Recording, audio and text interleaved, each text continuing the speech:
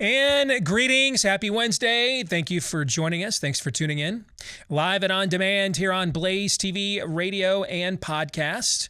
I am Steve Deace. Todd Erzin and Aaron McIntyre, they're here with me as well. If you would like to let us know who you are, if you're here, and what you think about what we think, email the program, steve@stevedeace.com. That's DEACE. Like us on Facebook, MeWe, Parler, and Gab. You can also follow me on Twitter at Steve Deace Show, and then look for free and uncensored clips of the program available to you at rumble.com/Steve Deace Show. Again, rumble.com/Steve Deace Show. You know the drill on a typical Wednesday. The weekly prophet of woe and lamentation, Daniel Horowitz, will be joining us coming up in the final segment of the program. In between, we're going to have a ton of fun with Buy, Sell, or Hold. That's always one of the most popular things we do on the show each week. But before we get there, of course, we must begin with Aaron's rundown of what happened while we were away. What happened while we were away, brought to you by voting laws. We will overcome. We will overcome. We will overcome someday. That's the delegation of Texas Democrats who abandoned their state for Washington, D.C. this week in an attempt to stop legislation from passing in Texas, making it harder to commit voter fraud. Apparently, those Democrats weren't even enough to break quorum, so the Texas Senate moved on with their agenda with barely any opposition, including the aforementioned voting bill. Yesterday, Joe Biden appeared in Philadelphia to lampoon Republican efforts to make sure what happened in the 2020 election doesn't happen again. My Republican friends in Congress and states and cities and counties to stand up for God's sake and help prevent this concerted effort to undermine our election and the sacred right to vote. Have you no shame?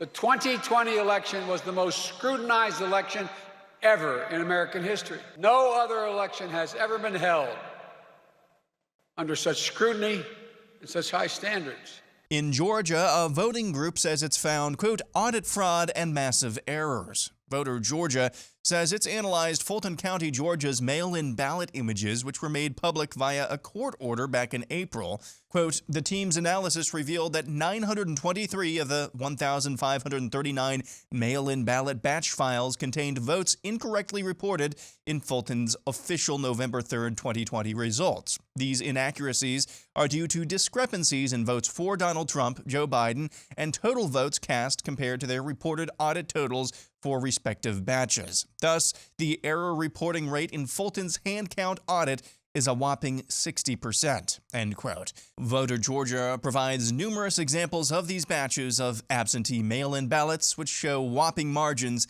in favor of Joe Biden. Learning Chinese today, today's phrase is, no other election has ever been held under such scrutiny and such high standards. 从来没有任何一次选举受到如此严格的审查和如此高的标准。 Moving on, why isn't this guy in prison yet? The children who are not able to get vaccinated because of their age should follow, their parents should follow with them, the guidelines of the CDC. That unvaccinated children of a certain age, greater than 2 years old, should be wearing masks. No doubt about that. Door-to-door vaccination has started in North Carolina.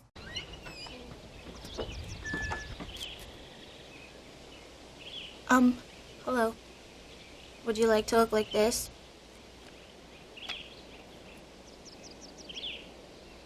This is a girl. Oops, wrong clip. Talking about the COVID vaccine could be coming right to your doorstep. Starting today, the Mecklenburg County Health Department launched a new Doses to Doors program.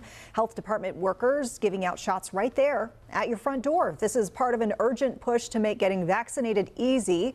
And we can tell you this new program started this morning in West Charlotte. We knew a few people who took advantage of it. Meanwhile, in Tennessee, the Department of Health there has halted all vaccine outreach to kids, not just for COVID, but for all diseases. The health department is also dropping all COVID-19 vaccine events on school properties throughout the state as well. This news comes after pressure from Republican lawmakers against the state health department to halt pressuring children to receive vaccines away from their parents. The publication called The Atlantic, which may be the worst panic porn pusher on COVID over the last year, and that's saying something, is on pace to lose $10 million this year. That's according to reporting from The Hill. You remember back last year when the FBI apparently foiled an attempt to kidnap Michigan Governor Gretchen Whitmer? According to BuzzFeed News, the government employed at least a dozen confidential informants to infiltrate the group, whose supposed plot to kidnap Whitmer ended in 13 arrests. 12 informants, 13 arrests. In other news, California finally has a serious option for replacing Governor Gavin Newsom in the upcoming recall election. Salem Radio Network host and overall solid dude Larry Elder announced this week he's running for the Golden State's top governmental office. He talked about his run last night on Sean Hannity. I had no idea you were thinking about this. Sean, Leo, I'm as shocked as you guys are. I was first approached to do this several months ago by my radio colleague Dennis Prager, by people like Jack Hibbs of the Calvary Church, people like Lionel Chetwin, who's a longtime filmmaker, and I said, hell no. I said, this place is ungovernable. You have supermajorities in the Assembly, supermajorities in the Senate, and of course a left-wing governor.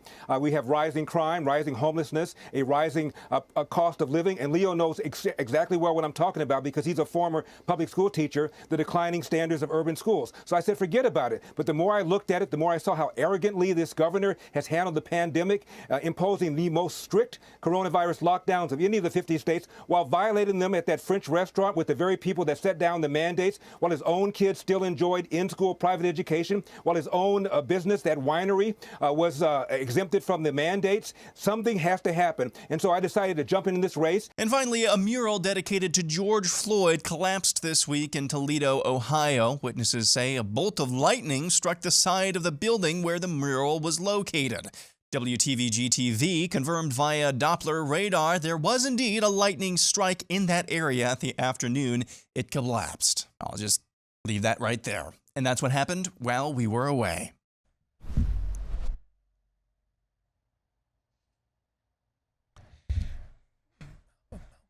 I'll do the same thing. I'll just let that one go.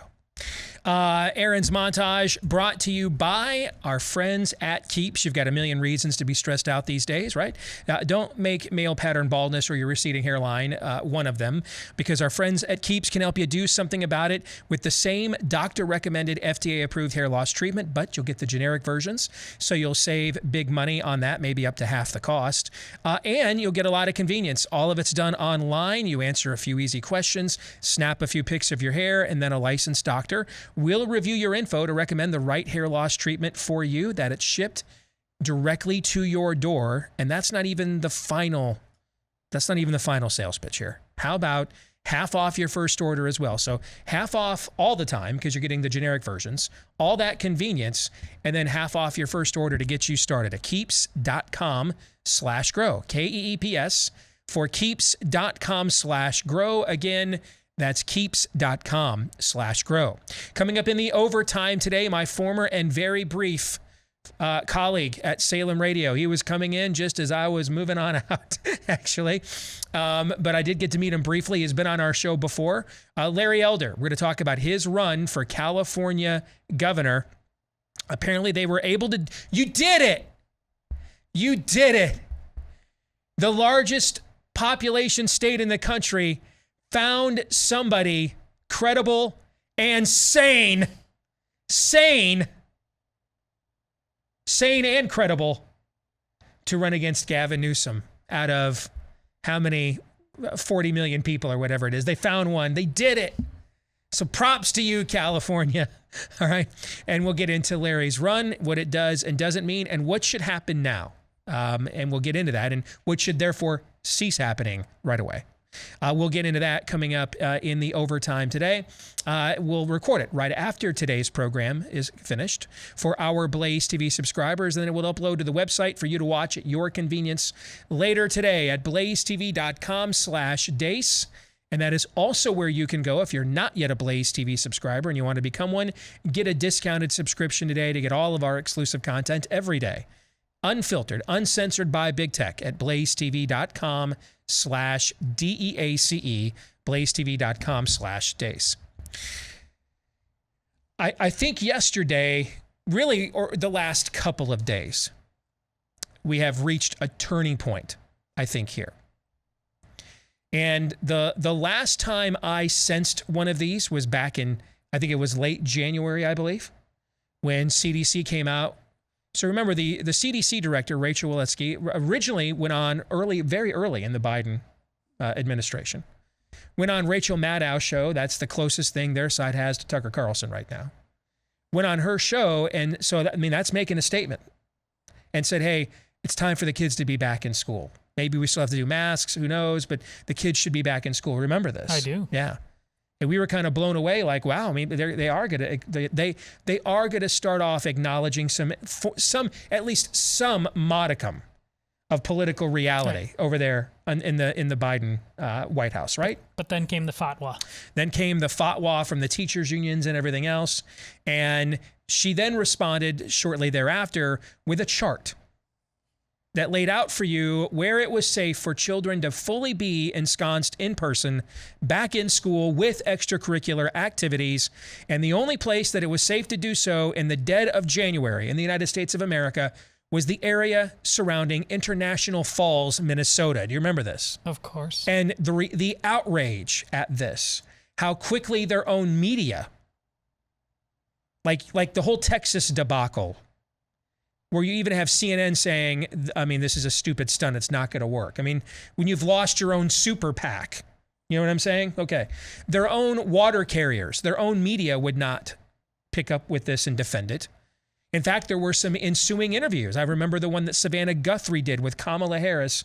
Basically, I'm a working mom. When can I get my kids out of my damn house interview? Remember that? Okay. Yes. All right. That map enraged people, enraged them, because it insulted us.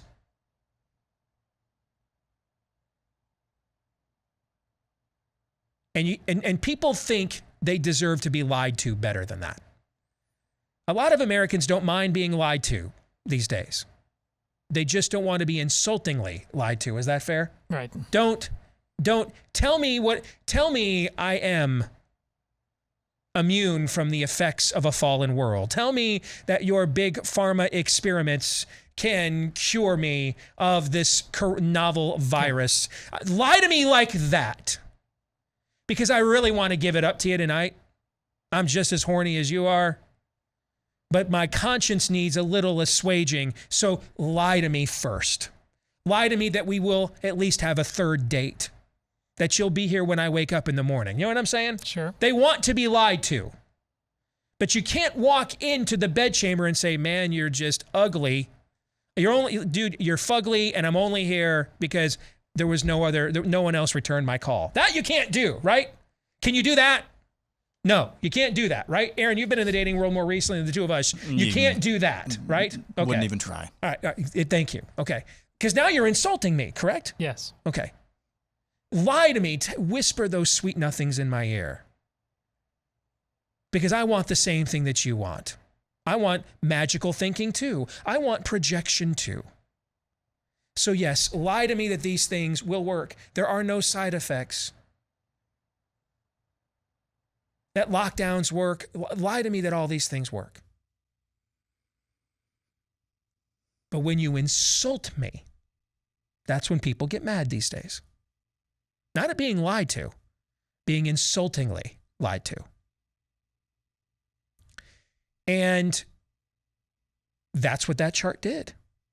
And if you look at where the trend line in America has been with masks reopening and everything else, since that chart came out, I sensed at that moment that was a turning point against COVID stand. And I think what we have seen henceforth has borne that out. Fair? Yeah. We've been on some form of offense. We could all argue to what degree, but not even our weekly prophet of woe and lamentation, if he were here, would argue that we're not on offense against COVID stand right now. He might argue that he might argue with me about how much progress we're making while on offense, but none of us would claim we are not on the offensive. I believe another turning point in another arena was reached this week. I believe the spirit of the age has decided. Yesterday, that was the most alert, fiery, competent, energetic, that this president has been in years. Years. Probably since he left the White House as VP under Obama.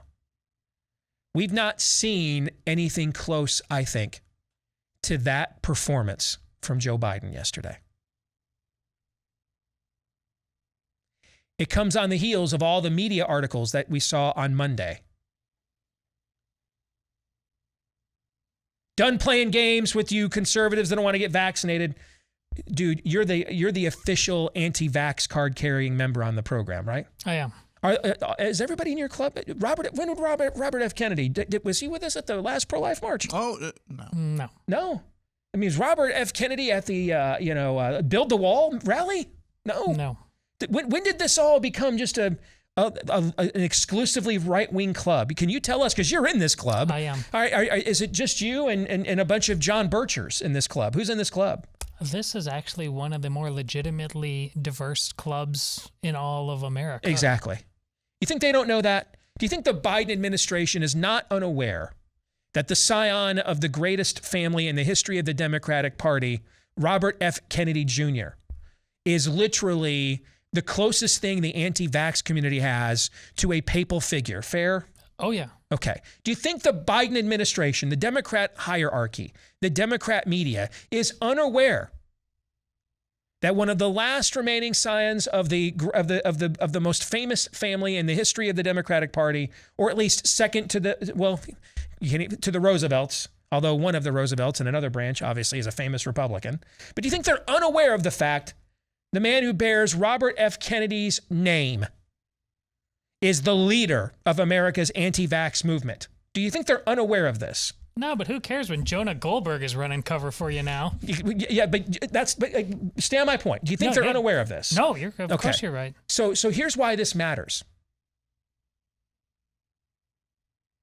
They want to rebrand this.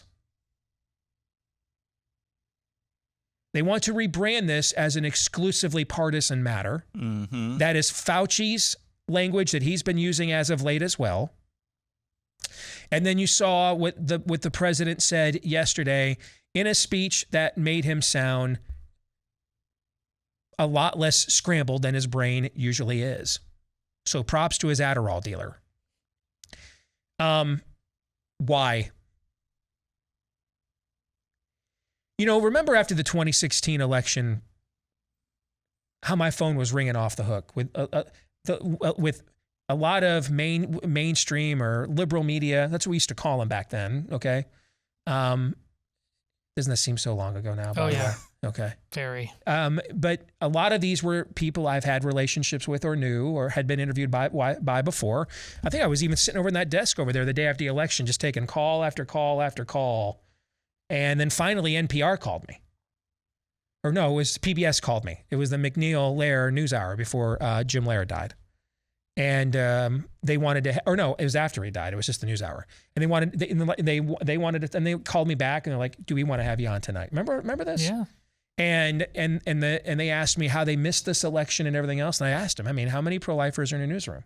How many people in your newsrooms that go to church on a regular basis, like a couple times a month, right? So you guys have focused on racial and ethnic and sexual diversity, but you've ignored for a newsroom culture what is the most important diversity of them all, a diversity of thought.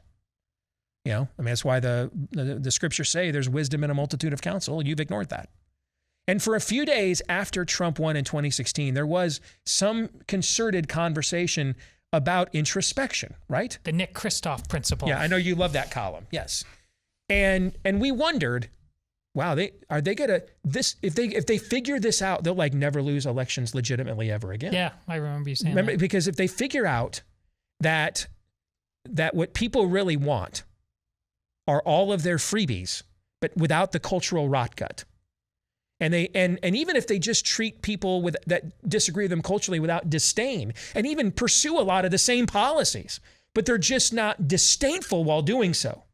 They're looking to make an example out of you. They want to put their boots on your throats. That with all the freebies they offer, human nature over the course of history has proven it'll take the freebie over its integrity almost every single time, right? Sure. Yeah. And we began to wonder if Skynet was evolving here. I think we even used that phrase at the time, didn't we? I think so. Are they figuring this out? And then last year, remember during lockdowns, we kept waiting for the great pivot. The moment they would then turn around and blame Trump for the lockdowns and for wrecking his own economy. And we kept waiting for them to do this, right? They never did it. Biden seemed to tease it for once, like during the convention they held last year. But like the rest of the time, they never ran. They actually ran on, we just want to lock down everything all the time. And don't take Trump's vaccines. They're probably a scam, right? Yeah. Okay. They could do this again right now.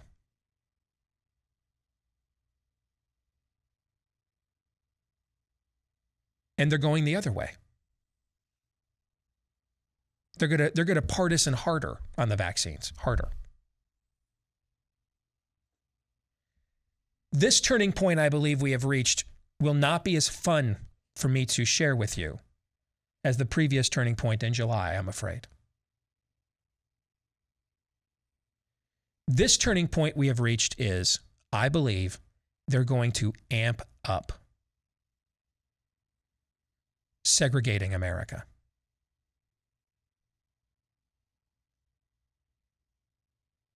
And that whether it's vaccines, whether it's January 6th, that they have, and I'm going to tell you why they're going to do this. They think it's the only political card they have left to play. And it will give them the best chance to expand their power between now and the midterm elections. This may seem as if it's an unrelated story. It is not. Yesterday, we saw the highest rise in inflation in 1 month in America since 2008. In fact, we've not had an inflationary trend line like this in America since 2008. Can you think of an event that occurred later in the year after a trend line like this in 2008? Anything come to mind? Bubble. Yeah. Massive bubble poppage. I think we're heading down this exact same road right now. I think they know that. And so that therefore, since they will not be able to win an election on the merits, the economy's bounced back, we've reopened, blah, blah, blah, blah, blah. They're going to instead double, triple, quadruple down on he hate me. That's what's coming instead. There's two big points I want to make on this show today, and this is one of them. All right, the second one we'll make in the next segment before we do buy, sell, or hold. But I want to park it right here for a second. I think when you look at the language in their media, when you look at Fauci's increasingly partisan and incendiary language, and the platforms he goes to communicate it to, and then you also take a look at the speech the president gave yesterday. I don't believe those events are isolated. I think Joe, the unifier narrative will not return, at least not between now and the midterm elections. Maybe if they get annihilated next year, he'll attempt to recalibrate that way like Bill Clinton did in 1994 with, the era of big government is over. But between now and November of 2022, I believe it is on. We're going full-fledged Animal Farm here, full bore. And that we are, the smatterings and the seeds of resistance that we have shown and pushback and defiance that we have shown are great. But they need to germinate. They need to blossom. They need to grow, spread. Because I think they are sending you a signal that they intend to, they've not yet begun to divide. Any thoughts on that?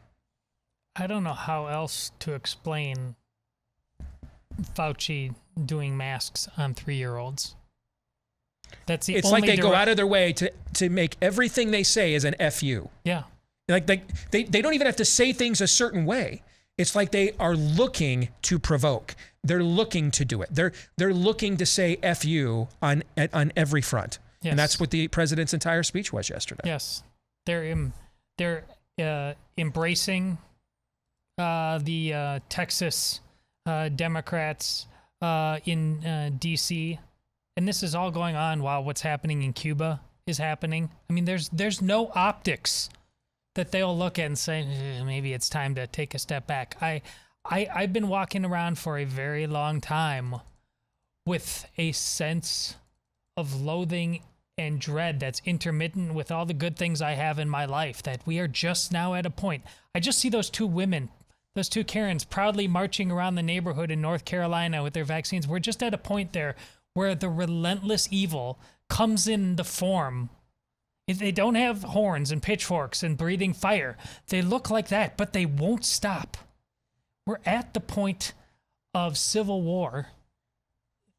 We are this close to Archduke Ferdinand moment. I firmly believe that because of what Steve just laid out. They're making a promise to you that they will rule you. This is how you know it's not a political party. A political party would not do this. A political party would listen to what James Carville is out there saying right now, which is we got to abandon the wokeness and just meet people's needs, meaning, you know, we got to actually be what the Democrat Party that people think they're going to get. Well, we get freebies if we vote Democrat. And well, let me rephrase this. A strictly political party doesn't do strategically what I'm suggesting. Something that has been given over or taken over or literally possessed by a spirit of the age does this. This is how the devil behaves.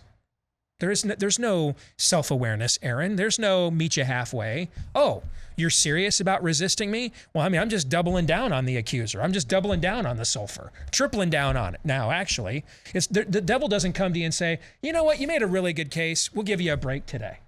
Political parties don't do this. They don't seek to actively narrow their own bases if they're in their right minds. They might end up doing it, but then lie while they're doing it. They're not this brazenly dropping trow in your face.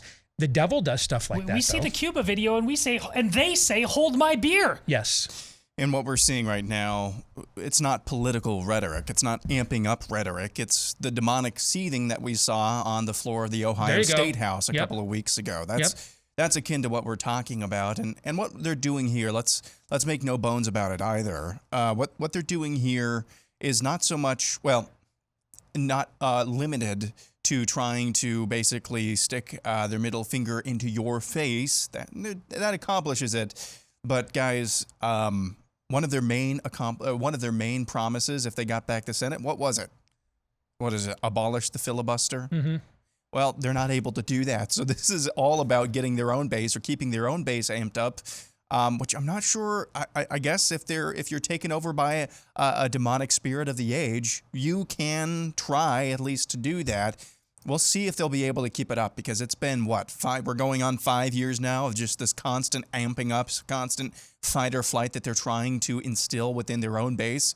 This is all to amp up their people as well, not just to get into your face too. Yep. And I do think overall, whether or not you agree with the analysis, the exact analysis of how this will play out, I do think that this is their last card to play in order to expand their power.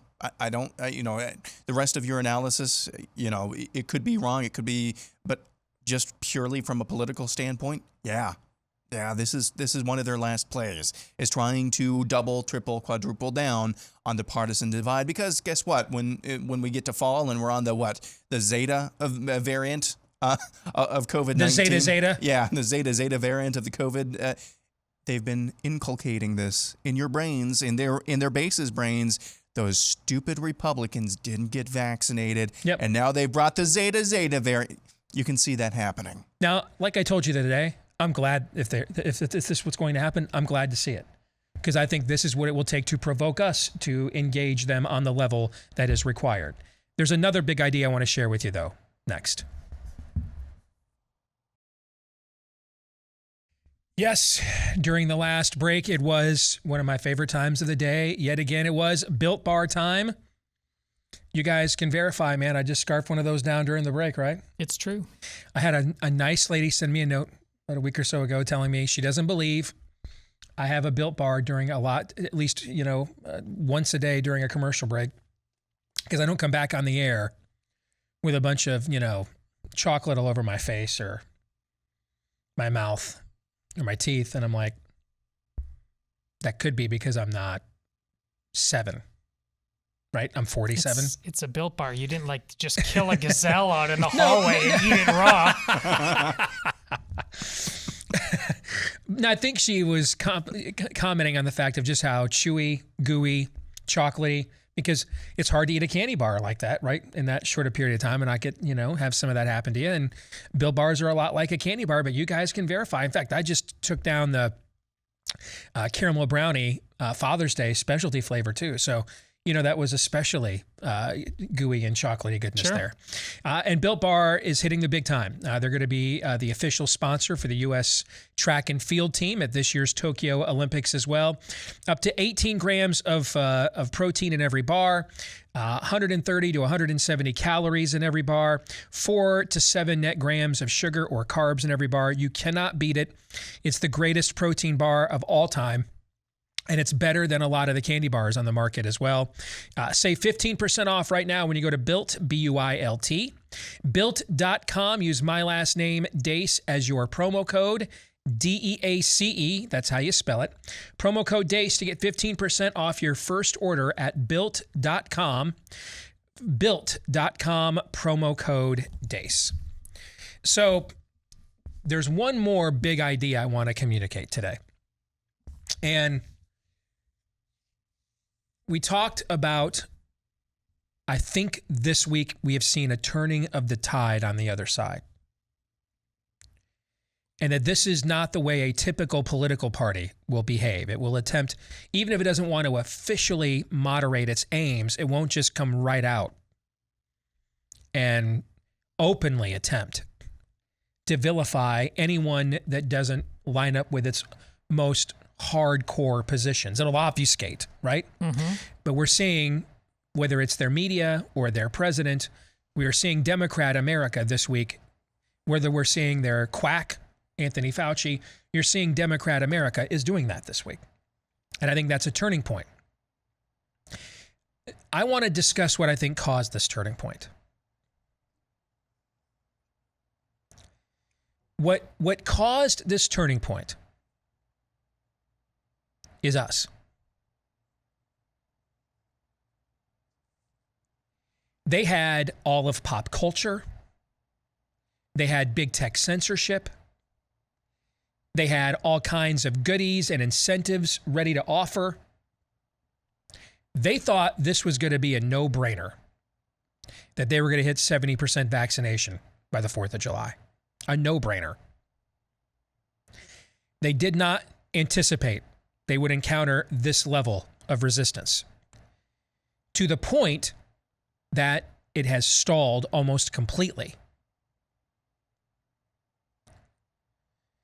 Because we already hit herd immunity, even with the lower threshold of vaccinated people, because of the other big lie they've been telling us all this time, that natural immunity doesn't count, or they just act as if it does not exist.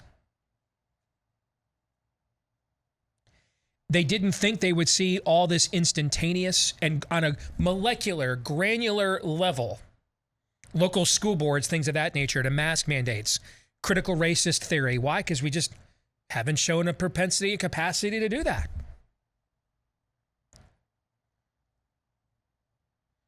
My home state of Iowa, and I was one of the tips of the spear of this effort, it remains the only state in the country that has ever fired via popular referendum multiple state Supreme Court justices in one election because of their actual opinions.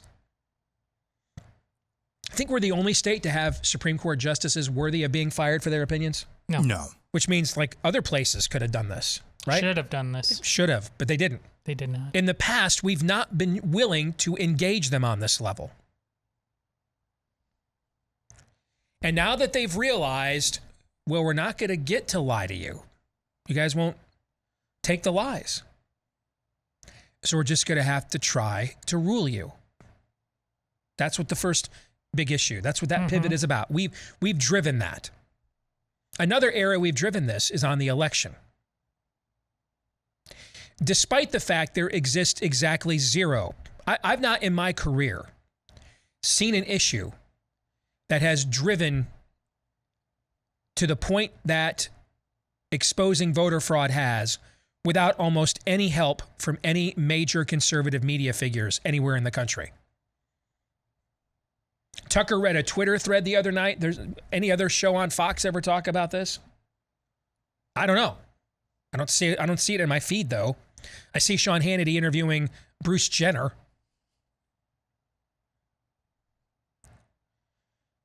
I mean, most of my peers won't touch this with a 10-foot pole because it'll get you, sent to the algorithm Siberia for doing it. You guys have done all this yourselves, by and large. Just a refusal. A few people. Kelly Ward and her people in Arizona. People in Georgia. Just a few people, again, on a molecular, granular level, not waiting around for who the, biggest stick in conservative media is to tell them what to go say and do. Just doing this yourself. The whole "the answer is us" thing. You guys have driven this.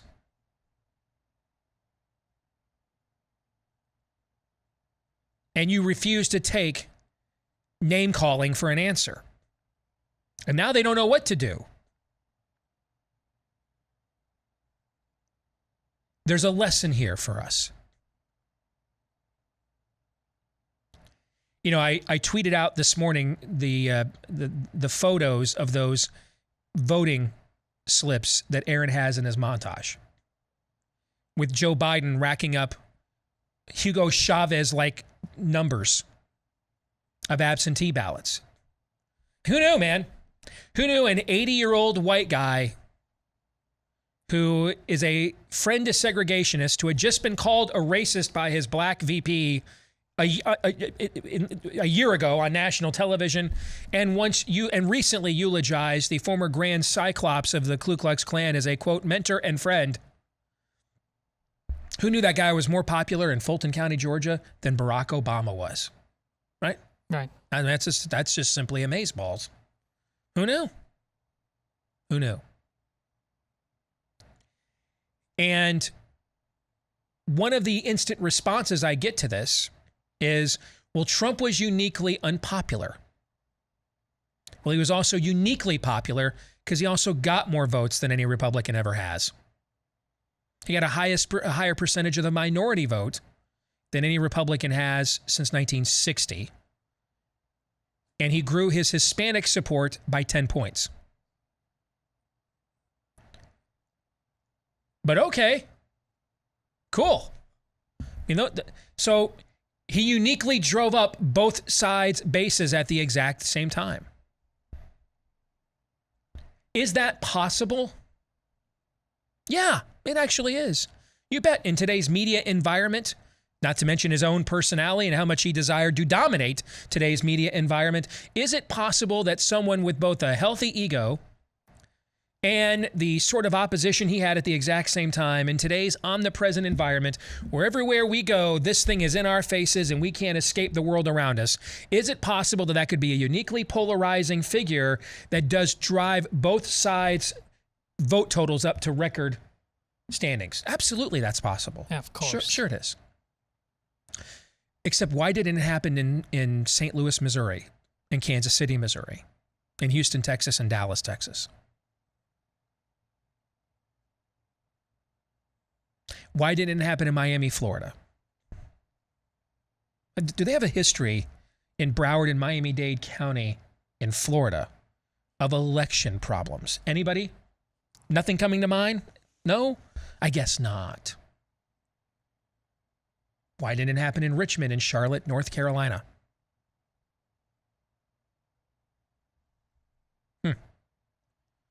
Because shouldn't that same template have happened everywhere? Shouldn't it have? Yes. At least far more places than it has. Because if it's not, individuals locally put their thumb on the scale, and it is one guy uniquely polarized both sides electorates, this should have occurred everywhere then, right? Yes. Which is why I always argued that if they didn't cheat, Biden should have actually won by more. Should have flipped North Carolina. Should have flipped Missouri. Should have won by more. Should have won Florida. Should have won by more. Because these same anti-Trump high minority county demographics, do they just exist in these few states? No, they exist in several other swing and battleground states too. Weird. Weird. Democrats didn't invest any money in Texas at all. Didn't Joe Biden go there like the last week of the election for an event? Yeah. And yet Dallas and Houston County, or Dallas and Houston, weren't doing massive dumps of votes at 4 a.m. the next day or the day after or the day after that. Odd. Weird. Huh. You know, I know of a way we can settle all this. And this is where our show has remained steadfast and consistent in an era where it is increasingly difficult to do that, by the way. But our North Star is that word over my shoulder here, if you look at it there. See that word truth? We think the truth is our friend. We're okay with the truth. We don't have to go look for our immediate partisan spin, our immediate what about comeback. We don't care about any of that. We just think the truth is good enough on its own. The truth set us free, right? Yep. Truth still sets other people free, right? Yep. So let's let the lion out of its cage. Let's let the truth have its way. And let's just see what happens. Always nice. Case in point, the whole Brett Kavanaugh, Christine Blasey Ford fiasco, right? I might have been the highest profile daily conservative media figure to come out and immediately say, let's have a hearing. I'm a father of 2 daughters. You got 4 of your own, right? Yep. I certainly don't want to put a sexual predator. First of all, I have 5 other reasons I didn't want Brett Kavanaugh on the bench, which he has more than lived up to. He voted with the liberal wing of the U.S. Supreme Court in this just concluded session 86% of the time, by the way. John Roberts only 69% of the time. Kavanaugh's worse. By the way, you know who also was worse than Roberts in this last session? Just guess. Would that be Amy Coney Yeah, Barrett? she voted with him about 72% of the time. Yeah. Did we call when the day Brett Kavanaugh was nominated? What did I call him on the show? Karl Rove in a black robe, right? Yes. Did I say he was going to be, before we knew what a Christine Blasey Ford was, did I say the whole time, he will be a terrible justice? Yes. Yes. Did I say while that was going on, he was going to be a terrible justice? Yes. Did I say after it was over, he was going to be a terrible justice? Yes. Yes. So did I do what I did because I thought he'd be really peachy keen? No, but because there was a higher principle at stake. We just don't get to destroy people's character regardless of who they are because we politically disagree with them. We set that stage, might as well just go right to the lock and load and just skip the cold Civil War part of it and let's just go ahead and play this thing out in the streets at that point, right? Might as well. This was basically John Adams defending the British soldiers. Yes, that's a great analogy and I'm honored to even, tie his sandals. Thank you. So we gave Christine Blasey Ford, finally, we gave her a hearing, right? And the first part of her hearing was strong when she emotionally vetted. But then when the cross-examination began and she couldn't pinpoint when they were together, when this could have happened, why she never told anybody, whole case just fell apart at that point, right? Yes. But was it useful to just have an open hearing? Yes. And let every side have their say and then we'll decide, right? Yes. That same principle applies here. You know, I can think of one way to find out if the election was stolen or if Donald Trump was just uniquely unpopular and it just so happened to be he was even more uniquely unpopular in the half dozen counties they needed to that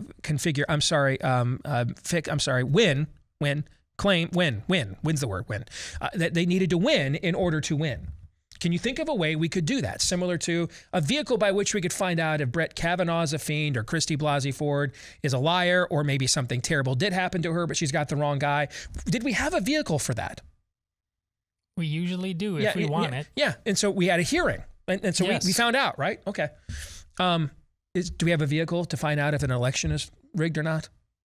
Yeah, folks, it's exactly what's going on in Georgia and Arizona right now. The fact they don't want these things to continue forth tells you all you need to know. I was perfectly willing to listen to what Christine Blasey Ford had to say. Dude, I remember during the 2016 campaign, we covered a Gloria Allred press conference of accusers against Trump, right? Yeah. Yeah. We're totally fine hearing what people have to say. I mean, total depravity means what? Total. So that doesn't mean the guys that wear our jerseys or have the right letter after their names are absolved of sinfulness. Oh, no. No, not at all. No. So we're totally fine. Let the truth have its way. Let's have all of our audits, and then let's just see what they say. And this is the lesson for us and my other big idea today. We will not beat them by becoming like them. Better liars don't beat liars. We're never going to outlie, out-emote them. The truth is its own reward. Let the truth have its way. Let the truth out. What our side did on this is we could have just kept with the talking point. They stole the election and turned it into our own version of Russian collusion for 4 years, right? Mm-hmm. No, we went, let's do some audits. Let's do something about this. Let's find out for sure. Applause. Yes. The truth is the win. Not if our guy wins or our ideas win. The truth is its own reward. The truth is the win. Let us not forget that. Very quick thought before we get out of here for this first hour. Well, a reminder that we were also begging for this in a Kavanaugh fashion right out of the gate, and were frustrated deeply by the fact that the Trump campaign didn't seem to want it itself. So it wasn't simply shilling. We wanted the truth. The truth is good enough. Let's just find out what the truth is and let it have its way. Hour 2 is next.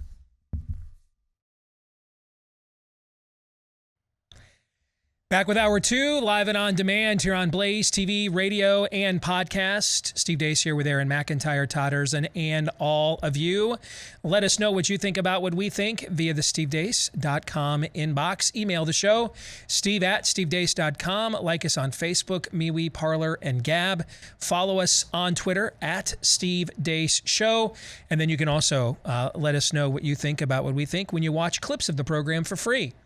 That are uncensored, unfiltered at rumble.com/Steve Deace Show. That's rumble.com/Steve Deace Show. If you are one of our growing throng of podcast listeners, we had explosive podcast growth on the show last year. Thank you.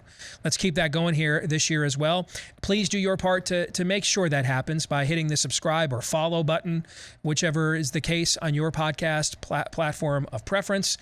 Leave us a 5-star review as well if you like us. If you don't lie. But if you do, really show you like us. And thank you to all of you. Scores, thousands upon thousands of you that have done one or both of those things for us previously. We appreciate each and every one.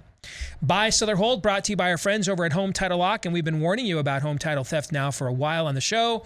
This is where thieves get personal data of yours that maybe they can't use to steal your identity, but it's something that identifies you as you, like a maiden name, an address, the elementary school you went to, etc. You know, the kinds of things you might share on a Facebook page. Well, lo and behold, Facebook just had a 500 million account data breach, and now they've got that information where they can maybe go online where your home's title is kept, log on as you, claim that you have sold your home to them via a quick claim deed, and before you know it, all of your home's equity is now in their hands. Don't let that happen to you.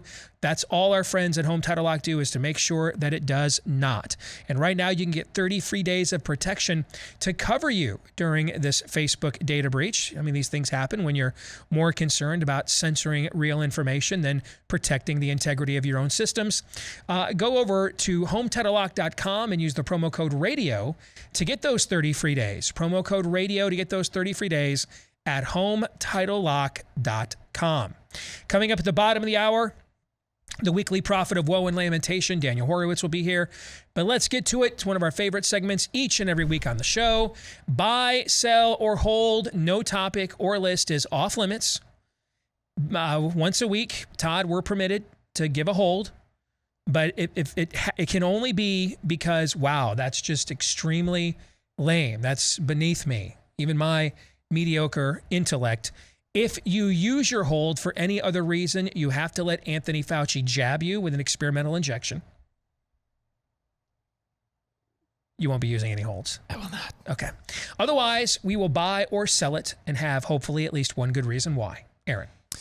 We'll start with Wesley D's perfect presentation of imperfection, who says by the end of 2023, more Americans will be on universal basic income via unemployment, Social Security, and other government programs than those not on it. So more people by the end of 2023 on government dole than not. We already might be there with the exception of the UBI. I think the UBI is what we are probably debating. I'm going to sell, but I think it will be close. I think it will be close, but I'm going to sell because of how I think the election is going to go next year. And those the most anti-corporatist thing in the world, other than a free market, is UBI. Subway's what, the number 2 fast food company in the world now, behind only McDonald's, I believe. Yeah, it's in that ballpark. Okay. Yeah. I mean, they've got managers around the country holding up signs with signs in the stores saying, because of government freebies, we can't get people to work, so it's going to take longer than normal to make your sandwiches. So please be patient.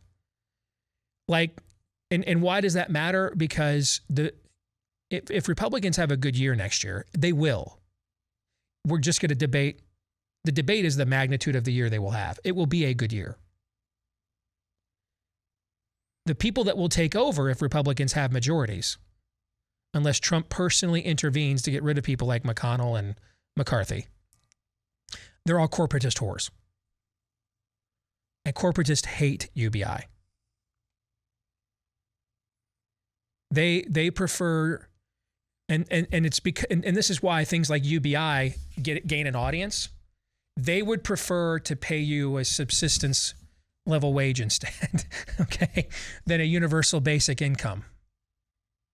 I mean, one of the things we'll get into with Daniel next segment is you're learning now that the Biden administration came out and said yesterday they won't honor any asylum seekers from Cuba. Now, if someone else with brown skin was coming across the border, with legions of young girls that they were getting ready to human traffic, that would be a sad, sorry, sordid tale that we have to let them in, otherwise we're racist, right? Mm-hmm. What's the difference? Well, there's only the two pillars of the American immigration system are, A, are they likely to vote Democrat or not? And brown folks that are human trafficking are far more likely to vote Democratic than brown folks who are escaping communism. Fair? Mm-hmm. Okay, so can't let them in. The other is, will they work for dirt cheap? That's what the people donating to the Republican Party want. They want subsistence level wages. And so they hate things like UBI because that's competing with them. They've now got to pay $14, $15, $16 an hour to get somebody to work the sandwich counter at Subway as opposed to $9.50 or $10.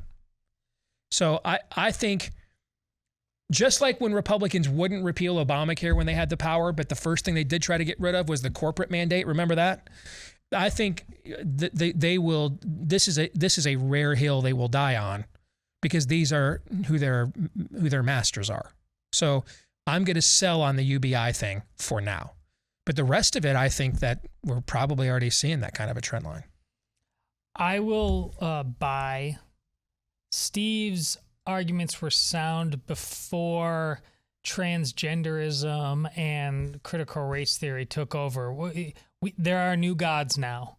And now that we have the NFL actually running commercials that say the NFL is gay, there's the laws of economics.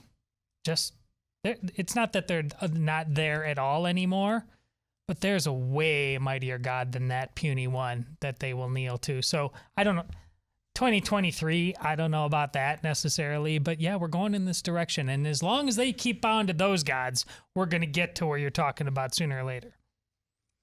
Next up, J.A. Breck says the White House will turn on the vax as more VAERS reports and myocarditis issues continue. Media will do a 180 turn and blame Trump. Sell. As I said at the top of the show, I think the exact opposite is going to happen. Sell. The only way we're going to get honesty in this country about what is or isn't true regarding the safety and efficacy of these vaccines will be how we got it on lockdowns and masks, where we had to take data from other countries and force it on our own country. That's what a group of us did for the last year and a half, right? Or Trump running for president. And that won't formally be announced one way or the other. What's the date on that? Just any time. Okay, that he won't make a formal decision on that, I don't think, till like the summer of 2023. And then I could see where they try to then blame this on him. Maybe. But for the foreseeable future, the tyranny's on. So be ready for it. Be ready for maximum pushback. So I'm going to sell. Yeah, how long have I been telling you of the magical thinking about vaccines? I'm selling. There is no way they're going to turn on it. Yeah. Next up, Elliot Wants says the election audits in Arizona, Michigan, Pennsylvania, Wisconsin will also find enough ballots that can't be verified to put the results of those states into question as the same as Georgia. Buy for anybody with eyes to see and ears to hear. Because I do think there can be singular cheating, okay? But so I think it's possible that we could see one or two states that have something unique that other states don't show. Mm-hmm. But I also think the odds, if they stole the election, they like stole the election. You know what I'm saying? Like if the ballot drop-offs in Fulton County, Georgia weren't legitimate, neither were the ones in Milwaukee County, Wisconsin, right, or Wayne County, Michigan. You know what I mean? Mm-hmm. So I don't know that they're totally congruent, but I think that there's at least some equity there in those assertions, so I will buy. Next up, 79 model Chris says, besides Kinko's, Mount Rushmore of stores rural people can't access. Circuit City, Payless Shoes, KB Toys, Blockbuster Video. That is perfect. I didn't even brilliant need the list. take. I just, everything yeah, before those the are list all was, places that are now closed. Yes. Mm-hmm. Yeah, I mean, that's well done. That's exceedingly well done. Yes. Next up, Uncomfortably Dumb says, within 5 years, college athletes will not be required to attend classes, whether in person or online, in order to compete, essentially making them employees of the university. Sell. Because of what this is. See, the disagreement you had with me over UBI, I agree with you that there are new gods. But this is the God that the Republican establishment and its leadership worships, the corporatist calf.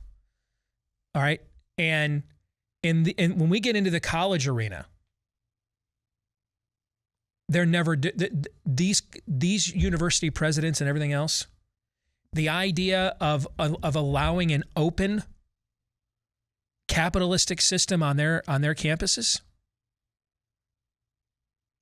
and that the athletes get to be guys, they didn't wokeify sports on a professional level to then have a whole new generation of athletes emerge that largely are just politically detached because they didn't even go to class or hear the 1619 Project in a classroom.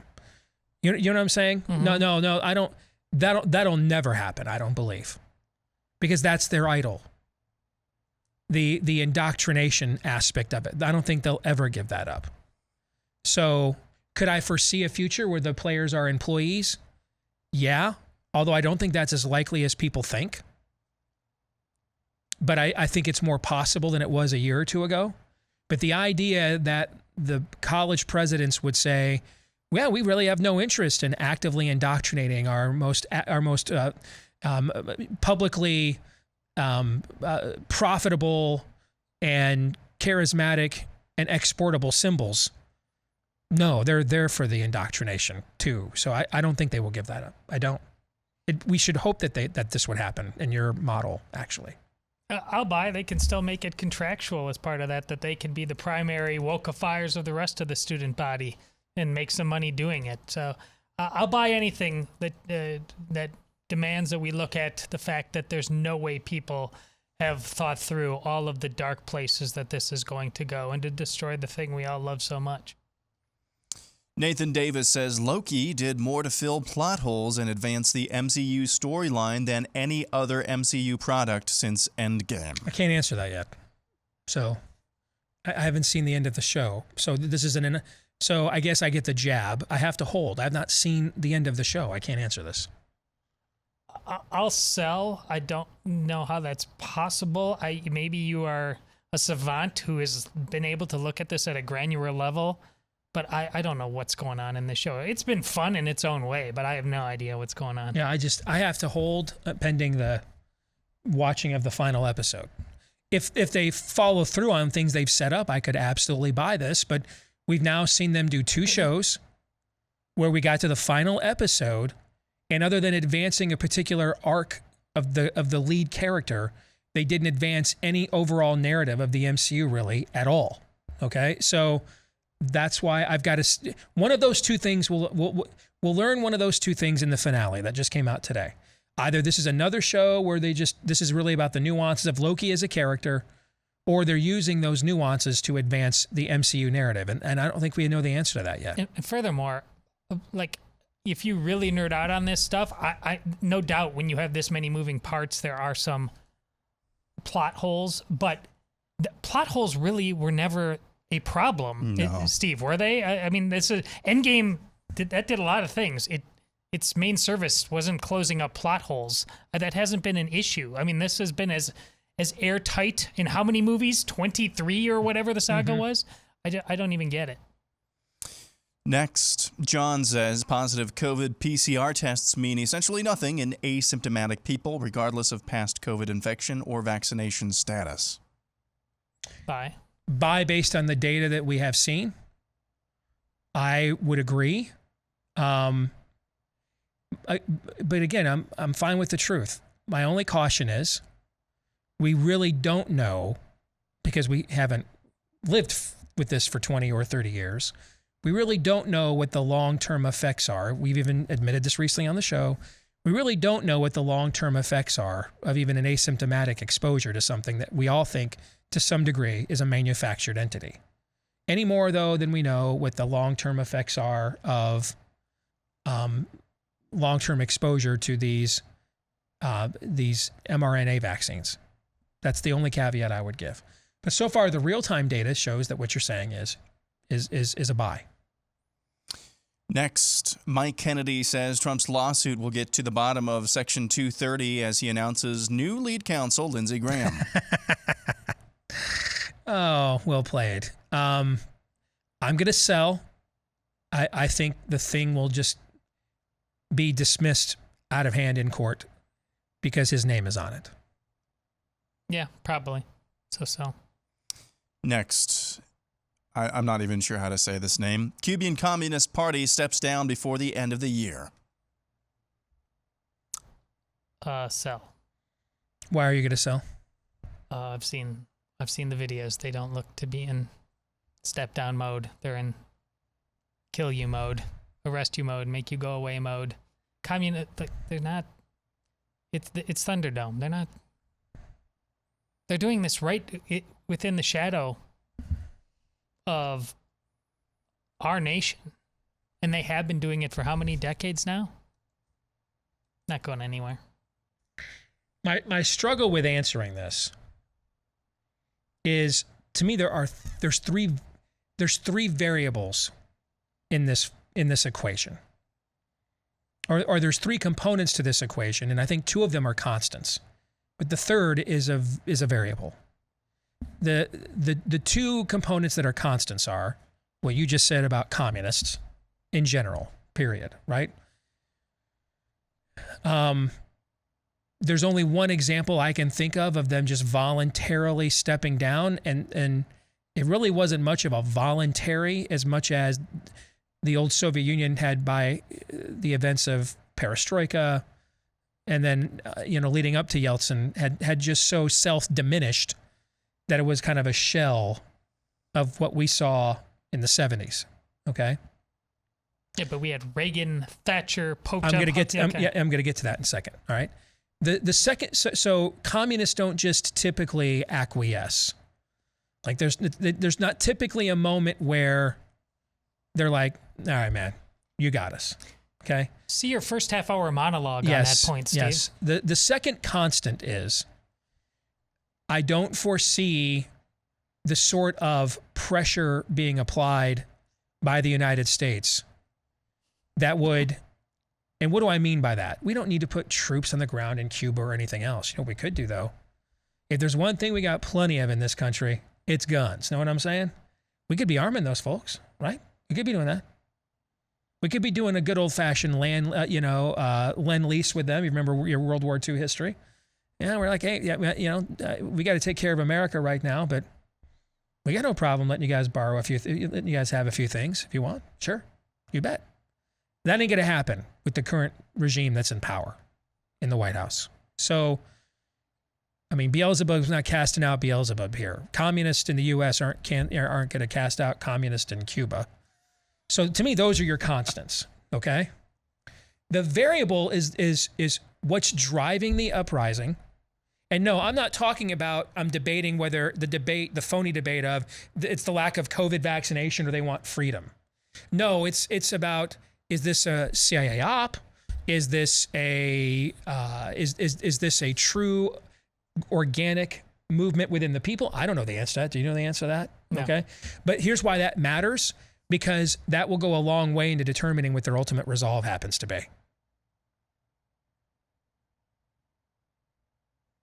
If this is organic within the people, then history also shows that level of resolve can topple those other two components, right? Yes. Isn't our own history an example of this, Yes. right? Okay.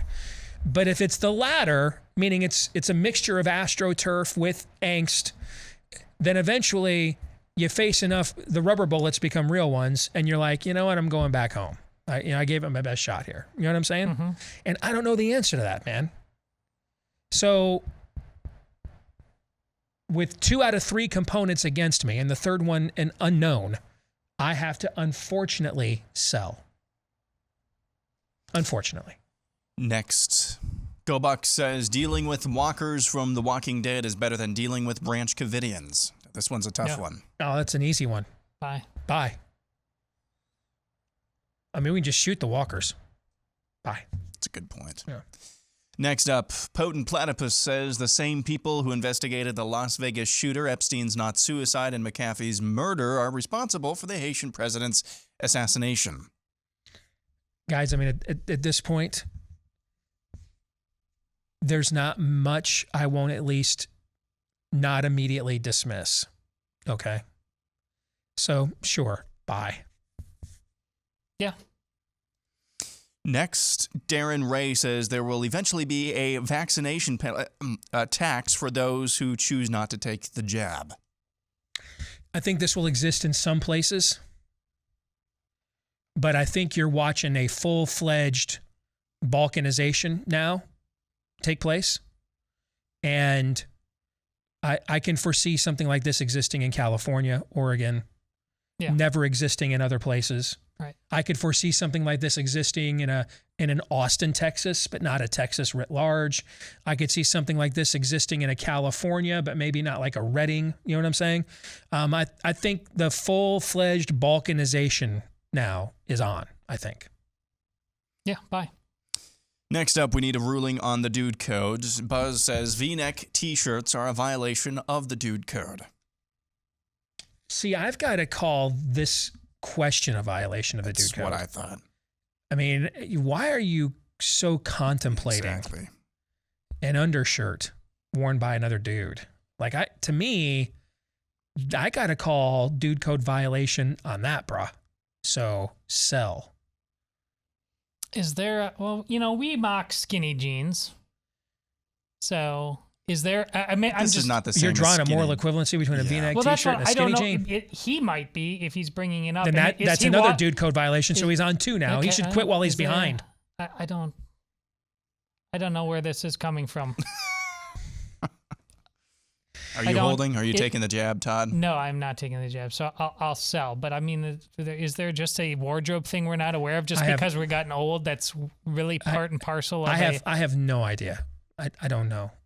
You know why I don't know? Because I'm a dude. So I don't know. Yeah.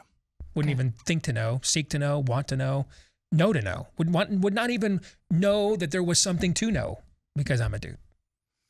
Next up, Adam says, we live in the golden age of Major League Baseball stadiums. Sell. Yeah, I gotta sell. Really? We got a lot of nice ones. We do, nice, man. but it's not the golden But age. on my MLB The Show, man, I go back and I'd rather play in the old ones. Or I like the modern ones, like the new stadium in St. Louis that are really just updates, or Camden Yards, updates of what the old stadiums were, the old look, you know? So, I mean, I got to sell. I just got to tell you, man, Comerica Park is nicer than Tiger Stadium was. It's not better than Tiger Stadium was. The two most famous hallowed places in all of Major League Baseball are Wrigley Field and Fenway Park. Yeah. That's where most people would want to go over anything else. Next up, we have Samuel Clementi. Black Widow would be a better Marvel movie if it had come out 5 years ago, where it sequentially falls in the MCU timeline. Completely agree with that. Yeah. It also would have had a different after credit scene too. So I agree with that completely. I mean, it's not a poorly made film. It's just really anticlimactic, and the villain is very meh. But I mean, that opening first act, those opening credits, man, are sweet. So there's some good raw material there. Bye.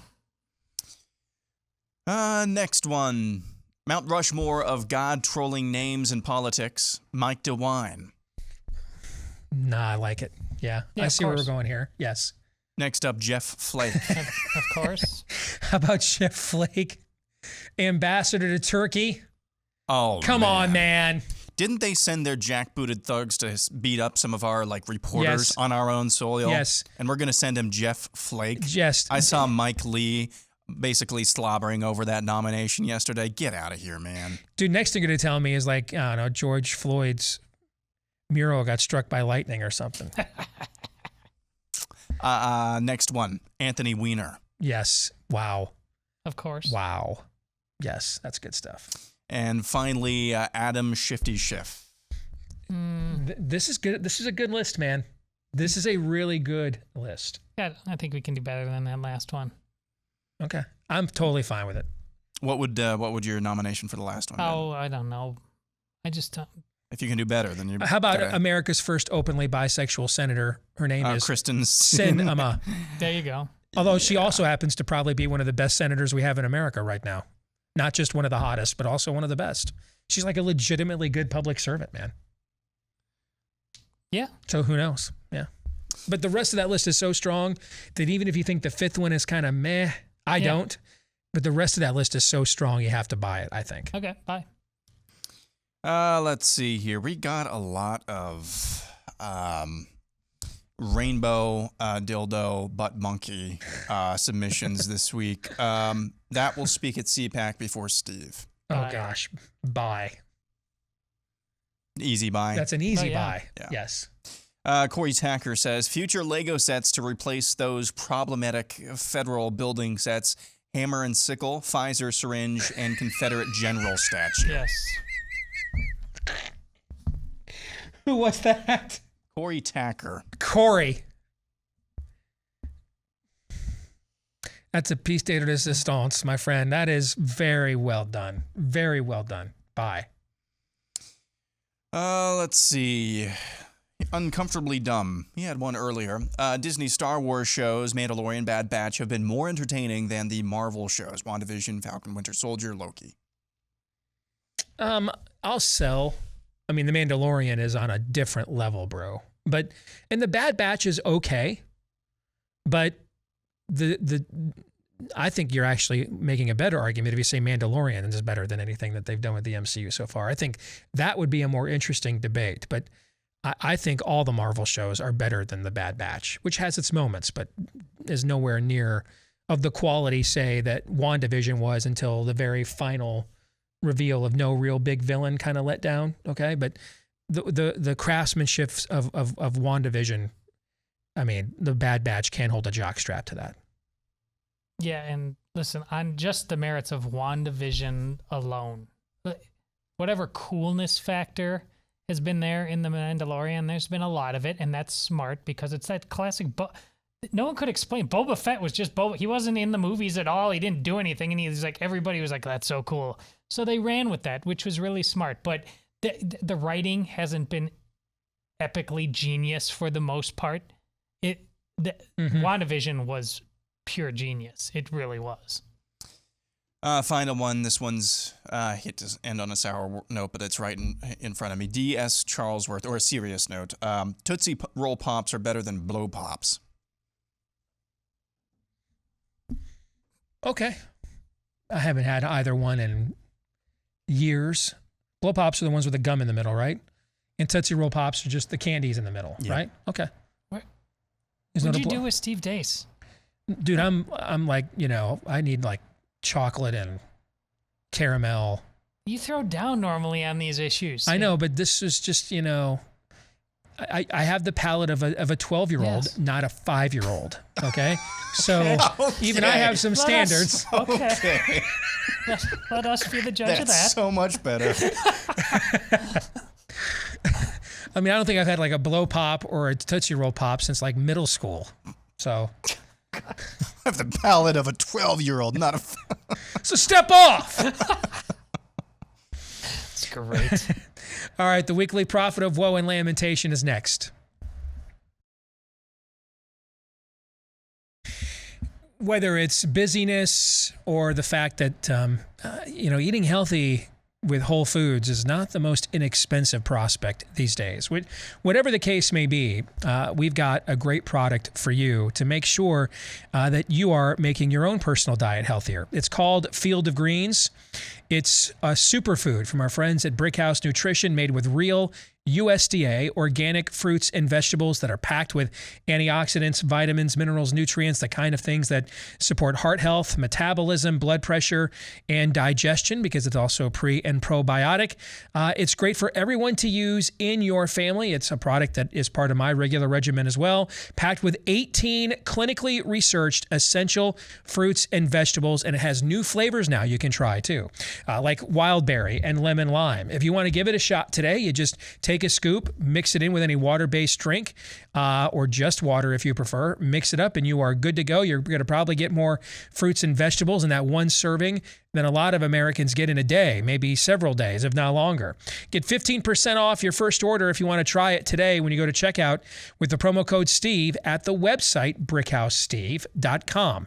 Again, the website is brickhousesteve, all one word, brickhousesteve.com, and then use the promo code Steve to get 15% off of that first order at brickhousesteve.com. Let's bring in the weekly prophet of woe and lamentation, our good friend Daniel Horowitz. Good to see you, brother. How are you? Steve, I was just thinking if the government would mandate Brick House, they'd actually be following the science a lot more than they are now if you're going to violate the Constitution. I want to get your take on a couple of things today. One of them I addressed at the beginning of the show. And I thought the last time I could sense a major turning point, and we talked about this in January when they put out that ridiculous school chart at CDC. And if you've looked at where the momentum has been pushing back on COVID stands since then, it's gone against them to some degree. Since then, that kind of has galvanized a lot of people here for the last 6 months in the country. But I sense this week another turning point, but this one is on the other side. Whether it's explicitly now partisan messaging from Fauci, whether the messaging we saw from Democrat media earlier this week about were the reasons that we haven't hit the vaccination thresholds and they should get tougher on imposing this on us. And then the fiery speech that the president gave yesterday, I thought that was the most alert, most energetic and focused he has looked on a national stage since he left the Obama White House at the end of their term in 2016. And what I think has happened here is the Democratic Party made the same calculation it made after the 2016 election, which is it contemplated and toyed around with introspection for a few days after that election, and then just went hardcore Russian collusion, everything's a conspiracy, resistance, undermining, etc. And I think they're doing that exact same thing between now and the midterm election, that a marker has been laid down. They're just going to double, triple, quadruple down on all partisanship. They're going to balkanize this thing all the more. They're going to unleash all the more, which frankly, I am happy to see, because I think that's what it takes to get our people mobilized at the level that is necessary in response. But is there a turn? Do you sense a turning point this week, or am I making too much out of just a series of events? Steve, I don't know where the floor is because I don't see turning points ever. The problem is the Democrats are not wrong in their calculation. When you show weakness and start retreating, there's kind of a lot of myocarditis and the clot shots and, the masks, maybe we really don't need that. Then their whole thing falls apart. When you're dug in this deep, all you can do is keep pushing. I think the Delta gave them a good narrative because people are always scared of something new. So it was a very smart strategy to harness something new in people's mind to rejuvenate this. And Republicans really aren't opposing it. I mean, Steve, if you look at the critical COVID theory, right, which is basically that we are all suspect at all times of being disease-ridden, and therefore government can do anything they want to us at any time under that guise. It's critical COVID theory. You got the masking, you got the clot shots, got all this stuff. Where are the Republicans pushing back in equal and opposing force? I'm not really seeing that. I mean, I'm seeing a number of Republican governors saying, hey, you better get the clot shots. Cases are going up and it's your fault. Republicans are kind of echoing that. I mean, you see little small breakthroughs here and there. Tennessee, they fired the health commissioner and stopped the health department from promoting the shot to at least adolescents. A couple states here and there, South Carolina Attorney General took some action against colleges mandating, but otherwise in most places, they are mandating this in red states and getting away with it. So Steve, when you say a turning point, in my mind, what that means, I know this is not what you said, but to me, what would be a turning point different than what has already been done is a cathartic moment that would get the right to unite in a meaningful way to apply equal and opposing pressure on what the left is doing at any given time. And I'm not really seeing that.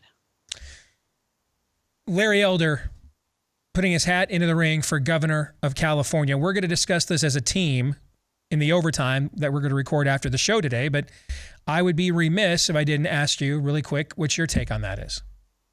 Geez, does he have to live in California?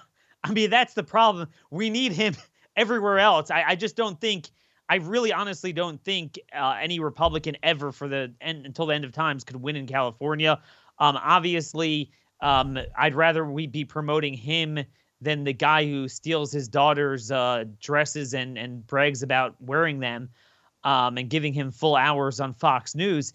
But on the other hand, I don't think anyone could win. We badly need a guy like that elsewhere. One of the things that's concerning me is to the extent that there's a little bit of zeal to have these, somewhat based candidates running, they're doing it at a federal level because they're just so used to that being the fight. They're running for Senate.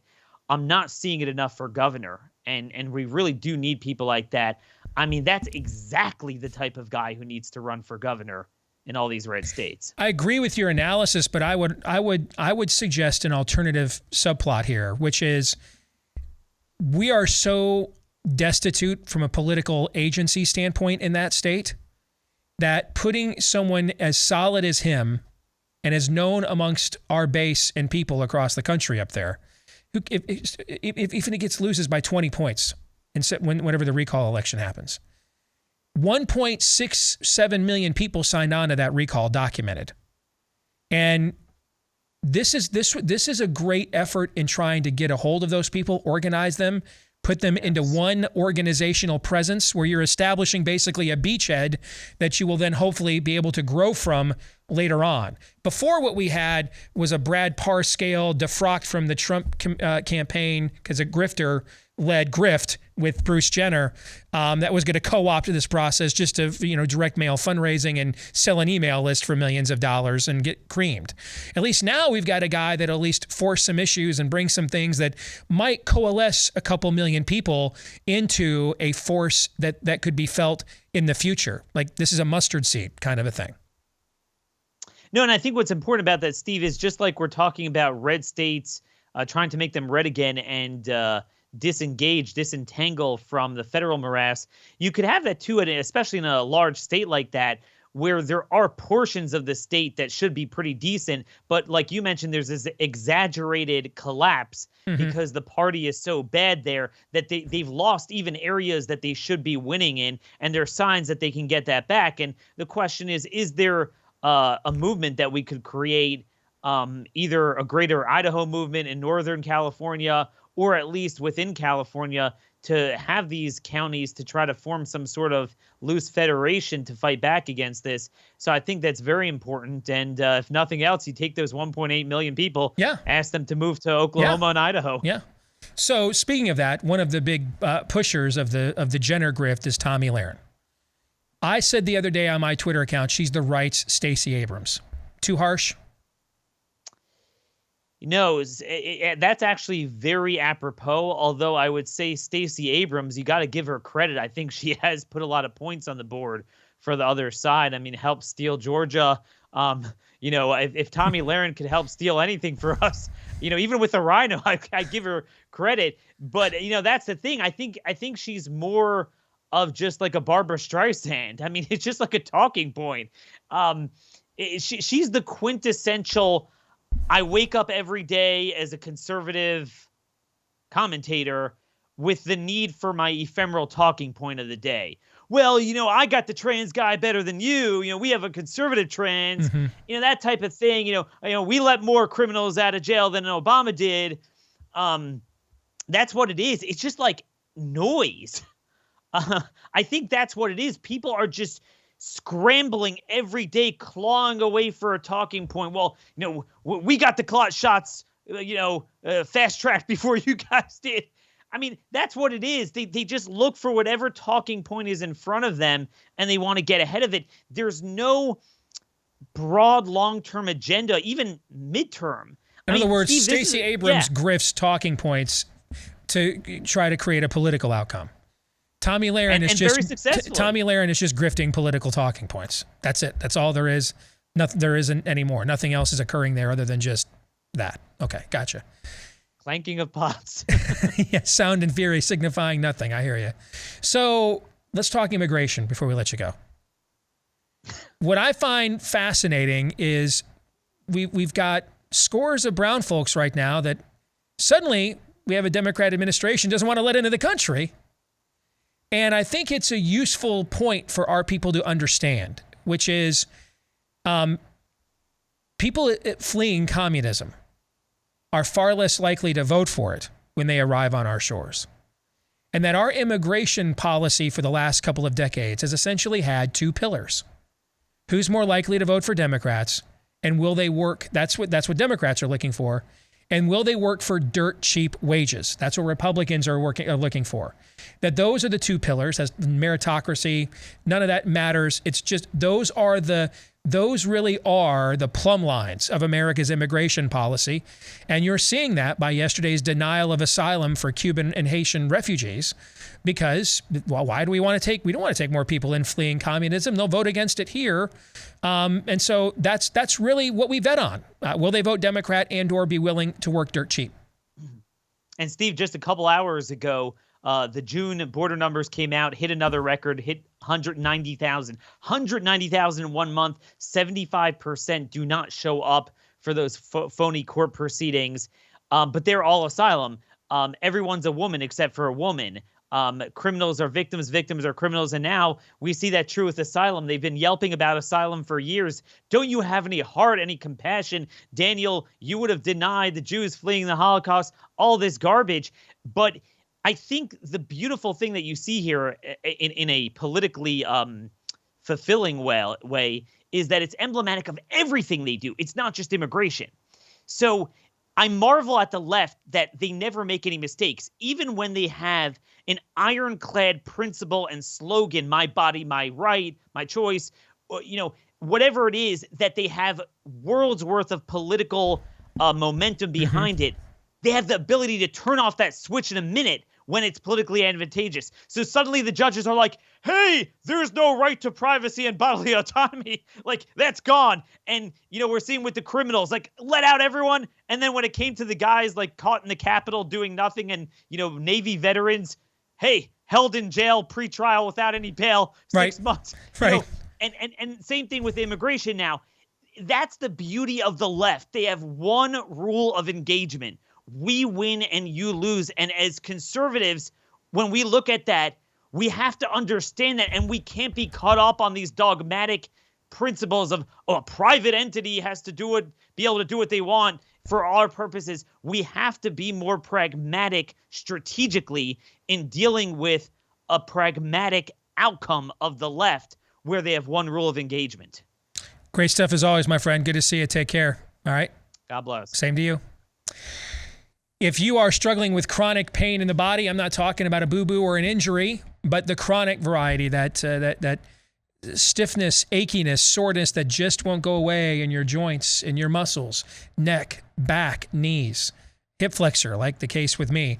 Chances are that chronic pain is caused by inflammation. And if you're looking for an effective, all-natural anti-inflammatory, check out my friends at Omega XL, backed by 35 years of clinical research. It's the product that I use every day as well.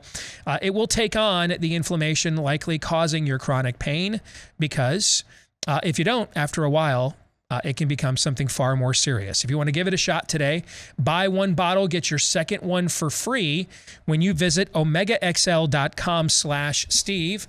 Again, visit omegaxl.com/Steve. Buy one, get your second bottle for free, or give them a call at 800-844-4888, 800-844-4888.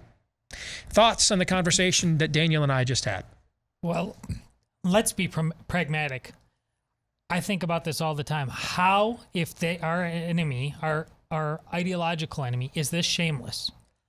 How do we hurt them short of violence at this point? Because whatever that answer is, we need to do it right now. Otherwise, the only answer will be violence. Pragmatic.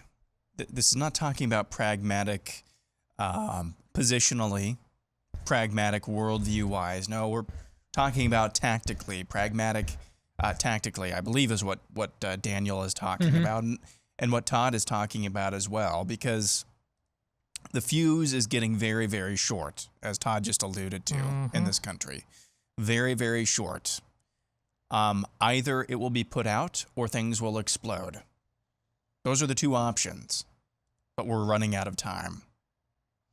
Long-term plans, the left has never minded losing elections if they win the precedent, if they win the basis for every single argument. And we look at the fruit of what's happening here. That's what they were really after. They were really after winning the foundational arguments.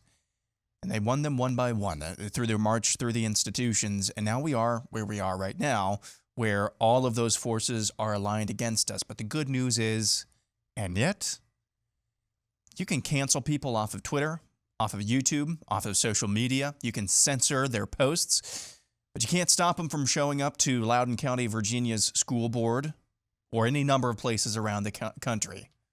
And as we just tying a bow on this, that's how we started this. They see that, they see a threat, and they're starting to take it real seriously. That's a good thing. We'll be back at it again tomorrow, noon to 2 Eastern, right after Glenn Beck. Until then, John 3:17.